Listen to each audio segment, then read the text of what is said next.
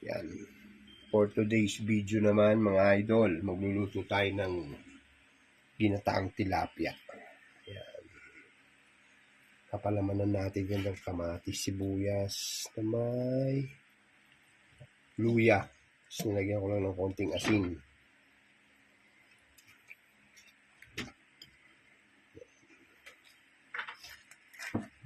Video ba? Video ba?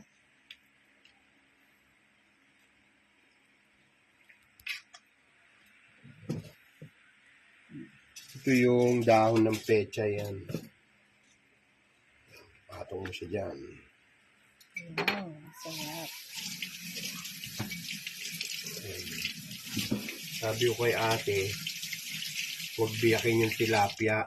Yung ginawa, tingnan mo, biniyak.